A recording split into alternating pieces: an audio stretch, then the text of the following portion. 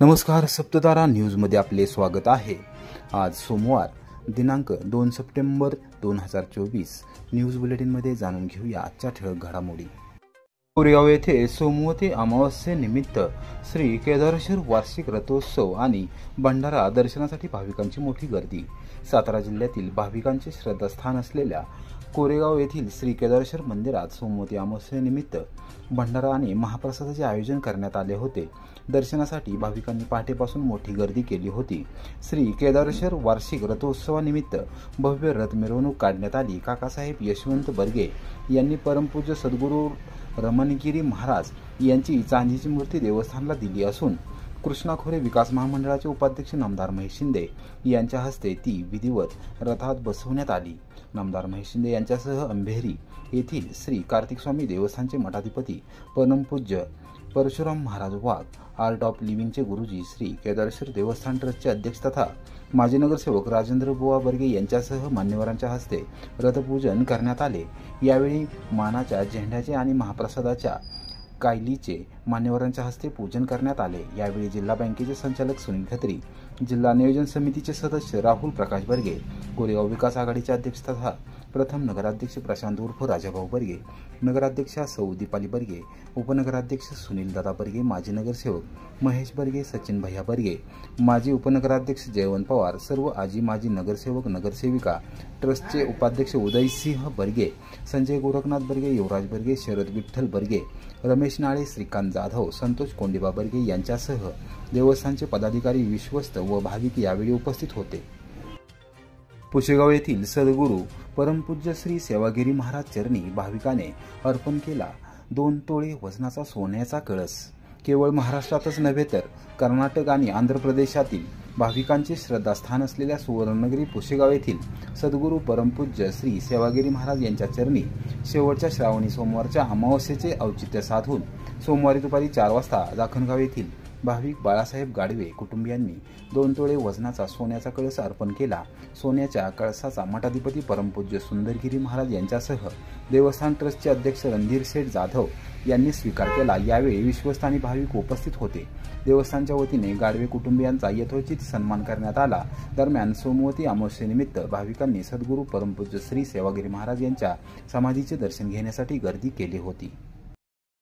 यंत्रणा वापरूनही लोकसभेला कोरेगावात आम्हालाच मते, घाबरलेल्या लोकप्रतिनिधींकडून आता वेगवेगळ्या क्लुप्त्यांचा फंडा, आमदार शशिकांत शिंदे यांचा टोला। कोरेगाव लोकसभेच्या निवडणुकीवेळी मी कोरेगावला प्रचाराला देखील आलो नव्हतो। या ठिकाणी तुम्ही सर्व यंत्रणा वापरून सुद्धा मला चांगल्या प्रकारे मतदान जनतेने दिले आहे। म्हणूनच की काय तुम्ही घाबरून जाऊन वेगवेगळ्या प्रकारच्या क्लुप्त्या करून आता नवीन पाश्चात्य क्युबिक सिस्टीम आणताय असा गवगवा करत आहात। तुमची पार्टनरशिप आता ट्रिमिक्समधून क्युबिकमध्ये गेलेली आहे। स्वतःलाच कामाचे कॉन्ट्रॅक्ट घ्यायचे अशी कदाचित तुमची ती सिस्टीम असेल। नवीन नावे देऊन काहीतरी वेगळे करतोय असे दाखवायचे आणि स्वतःच्या कॉन्ट्रॅक्टमधून स्वतःचा फायदा करून घ्यायचा हा नवीन फंडा काढला आहे की काय असा टोला लगावत आमदार शशिकांत शिंदे यांनी कोरेगावच्या विद्यमान लोकप्रतिनिधींवर निशाणा साधला आहे। या संदर्भातील पत्रकात आमदार शशिकांत शिंदे यांनी म्हटले आहे की जनतेच्या मनातला खासदार म्हणून मी गुलालातील खासदार निश्चितच होतो। तुमच्या कार्यकर्त्यांची देखील तीच भावना होती। कोरेगावला हक्काचा खासदार मिळणारच होता। ती संधी तुमच्यासारख्या गद्दारांनी घालवली। राजकारणातील परिपक्वता नसल्यामुळे तुम्हाला दुसऱ्यांच्या मार्गामध्ये अडथळे आणण्यात असुरी आनंद असतो। तुमच्या रक्तातच गद्दारी असून तुम्ही खोके बहाद्दर आहात। लोकसभेच्या निवडणुकीत माझा तांत्रिक पराभव झाला। सगळेजण निघून गेलेले होते। एका बाजूला सत्ता संपत्ती होती। पैशाचा वापर झाला नसता तर 100% खासदार झालोच असतो। त्यावेळी मी कोरेगावला प्रचाराला देखील आलो नव्हतो। या ठिकाणी तुम्ही सर्व यंत्रणा वापरून सुद्धा मला चांगल्या प्रकारे मतदान जनतेने दिले आहे। हे तुम्हाला अद्यापही समजले नसेल तर ते तुमचे दुर्दैव आहे। आता येणाऱ्या काळामध्ये विधानसभेच्या आमदारकीचा गुलाल आम्ही 100% घेणारच आणि हा निर्णय आता कोरेगाव मतदारसंघातील जनतेने केला आहे। लोकसभेच्या निवडणुकीची सल लोकांच्या मनामध्ये असल्याने निष्ठावंतांची सहानुभूती आहे। त्याचे प्रत्यंतर तुम्हाला येणाऱ्या काळामध्ये पाहायला मिळेलच।